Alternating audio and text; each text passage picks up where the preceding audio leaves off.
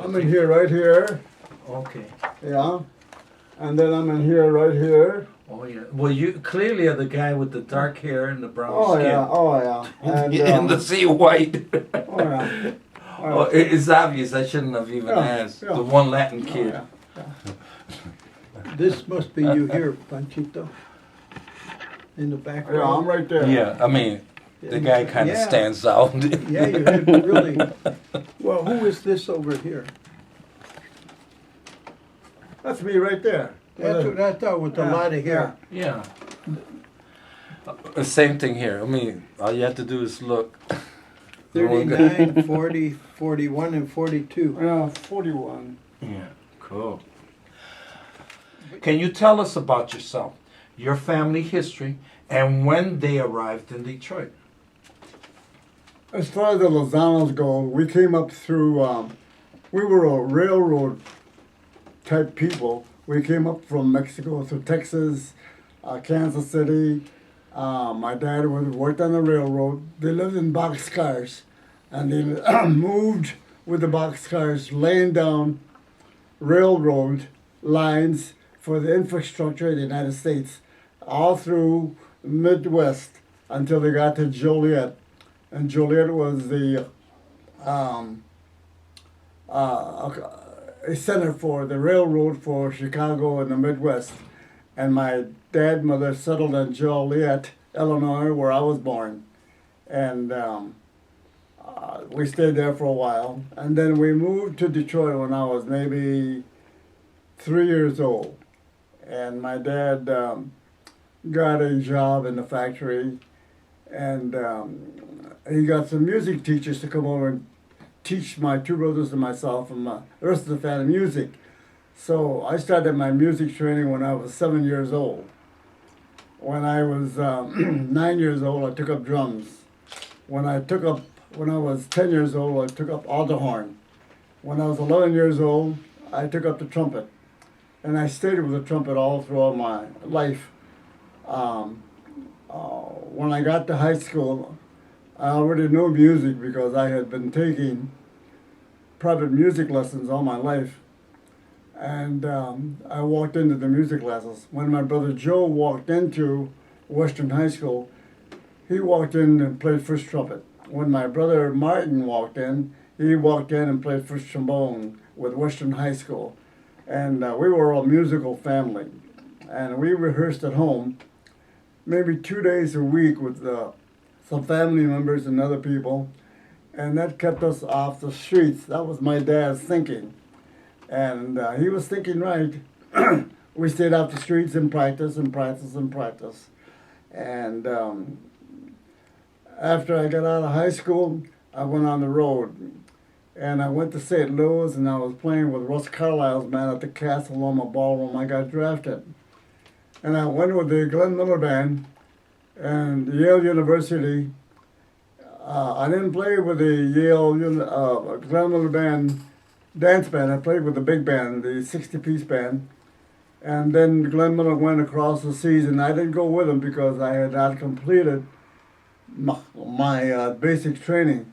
So Miller sent me to the Air Force Band located in Reno, Nevada. And I was stationed there for 2.5 years with that band. And we traveled up and down the coast, playing bond tours, camps, concerts with that band. After I got out of the service, I went on the road with different bands. I went on the road with Tex Beneke, Gene Krupa, Lang Thompson, many bands. And then I came back home and put my band together. And we started playing for the Austin Murray people. We played all their parties and all their dances and everything. And we played the music that sounds like the same thing they play now on Dancing with the Stars. We played that kind of music. A little bit of everything.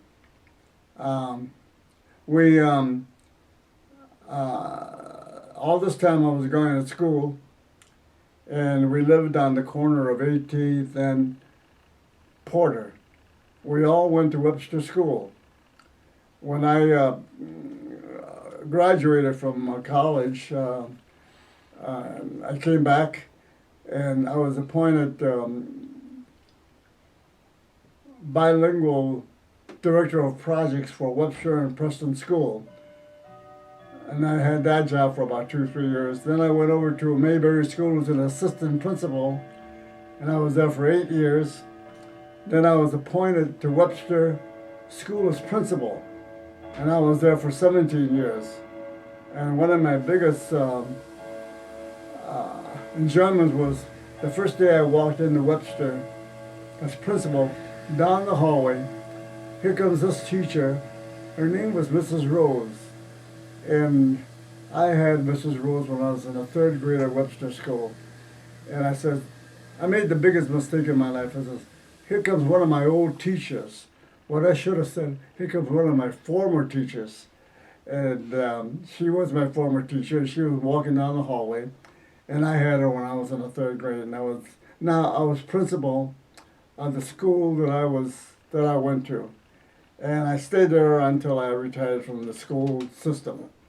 And then I still played with the band. We played the country clubs. We played the weddings. We played St.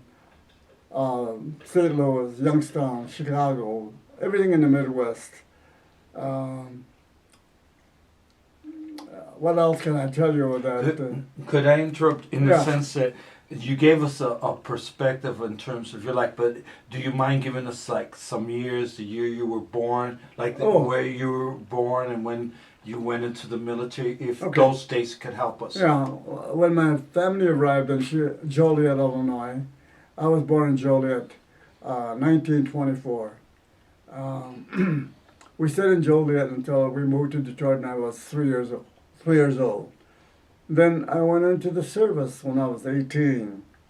And then I got drafted into the service. Would that have been World War II? Yeah, World War II, 1933. And then I was in the service, and I went playing with the musical bands in the service until I was discharged from Reno, Nevada. Another thing that I wanted to say about my experience as a principal, I was the first Latino principal in the history of the Detroit Public Schools. And I don't know what to tell you. I never wanted to get into the political part of the Latino movement or anything. I knew that I had to help, and I know that when I wanted to teach the elementary school. I wanted to be sure that the kids had a right foundation, black, white, and Latino, to get ahead in this world. So I went to work at Webster and in Maybury, in the elementary school, to make sure these kids had the right foundation, so they could make it through life. I have a couple of success stories. I know one time my band was playing at a school on Waterman near Lafayette. I forget the name of the school. And this girl comes up to me and says, Mr. Lozano. I says, yeah. Remember me? He says, no, no. He says, I was in your kindergarten class at Webster. I'm a teacher here now. I said, you made my day today. Thank you. And so we get paid for a lot of the work we do this way. That was a nice feeling for me. Well, it's interesting you brought that up because you impacted a number of individuals. Recently we interviewed Benny Cruz, and he talked about your influence on him, both as an educator and as a musician. And one of the things that I've heard a lot about, but I've never had an opportunity to talk to you about, is your role in the national music scene, like with individuals like Tito Puente, Stan Ken. And I know that you used to travel to Cuba before the Fidel Castro revolution. What happened, that I spent 3 years in New York as a jobbing musician after I got out of the service, and I played with Tito Puente, Tito Rodriguez, Marcelino Guerra, a lot of bands in New York. Then I came back here. Then I got to work with the Arthur Murray Studios, and they wanted me to play this, and I said, wow. So I spent 7 years in Cuba, off and on, and I played with the Cuban bands, La Sonora Matancera, Los Hermanos Castro, Then I played with a symphony on Wednesday nights and a symphony Bacardi over the television. And then at Cuba I played with the Tommy Dorsey band. So I had a wealth of experience playing because half the time I didn't have to talk. All I had to do was play, and they heard me play. In your experience, were you able to connect the two aspects of your life? In your case, Ziggy, athletics and education, you kind of alluded to that, and maybe you have some more comments about that. And in your case, both the musicians movement, because you were really part of a movement, as far as I saw when I was growing up, and as an educator, were you able to merge the two passions? If so, how? The other thing that I merged was the educational part. Because remember I said I started teaching at the elementary level. And some of those kids I followed because to make sure they were on the right road to success.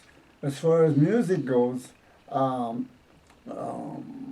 couldn't do too much in music because my life was in education. And I was playing music on the side. I was playing professional music on the side. Quite a few of the younger musicians, much younger than me, has been the legacy of Machito. In fact, Machito's band has come a few times. In fact, the first national memorial concert for Machito was held in 1988. After that, Mario Grillo, his son, has become a personal friend of ours, along with Herman, Rivera, and some other individuals. But you had some personal history in the early days with Machito and Mario Bauza. The two... I know him personally, yeah. Yeah, and can you tell us about that? Because... No, not too much, I'll tell you what. I knew him to say hello and goodbye. I knew they knew me because we're in a music circle that we know each other. I never worked with Machito. I never worked with Mario Bauza. But Mario was a very fine trumpet player. And he, I have a lot of respect for his trumpet playing, you know, but that's about it right there. Well, having seen them at that point, what would be your reflections on their importance to Latin music? What they did, they brought that music up here. When they came up from South and up to New York, there wasn't too much to hang on to. They had their music to hang on to. And a lot of the people that came up from Puerto Rico and from Cuba, they had nothing to hang on to but the music. And their world revolved around music. And then everything else happens. But music was like a focal point for everybody. They could understand each other through music. I think, was your dad here in 1918 or was it? No, he was here, let me see, in Detroit. In the 20s. In the 20s. Yeah. And see, another thing that we haven't talked about is he used to sell coal and I used to sell ice. Wow. When we were kids, we weren't old enough to get a job. You had to be 16. Now, we were way under 16. And the ice house where I worked out of belonged to Hank Contreras' father. And it was right on the corner of 17th and Bagley, across the street from La Colmena, Honeybee Market.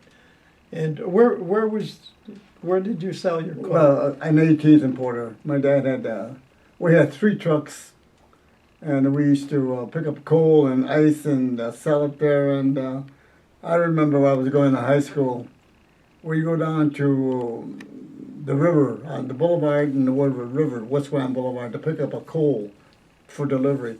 And it was 3 or 4 o'clock in the morning. It was so cold, and tears were coming down my eyes. Sure. And I was saying to myself, I'll be damned if I'm going to be doing this the rest of my life. I used to go home and practice like mad on my trumpet and do my homework. That was a motivating force. That was a motivating force. Oh, yeah. All your life, you're not going to be doing that. Right, but for a while, that kept food on the table. Important. Panchito, you quit school a couple of times, didn't you? To go on the road. Yeah, I quit school, Western High School. but my dad came back and got me. And one time he came to Pittsburgh and said, "Come on home," and put me back in school. And that's a good thing you did. Yeah, see, it's good to have the two of you interview because you call them out. Oh, yeah. I know the story. Oh yeah. But you know, with me, I was 16 years old on the road playing with the big name bands already. So this is the year you graduated, huh? 42? Yeah, 42. Wow, wow. Yeah, this is the year you graduated. During the World War II era, Yeah, then I went into the Army in 43 and I got out in 46. did you see any action? Or? No. I was with the Air Force Band, and all we did, I never went overseas at all. All we did is travel back and forth all over the country playing bond tours, playing the different camps, different Air Force bands, the places, and the Hollywood Canteen, and, you know. Aaron, you can edit this film, can't you? Also, Ozzie, I'd like you to read this to him and present it to him before we leave. And Well, let me read this. This is given the 2010 Music Maestro Award, December 4th, 2010, awarded to Frank Panchito Lozano for outstanding contributions to our community, El Barrio in Southwest Detroit, in the fields of music and education for more than 7 decades. Wow. La Comunidad. Isn't that nice?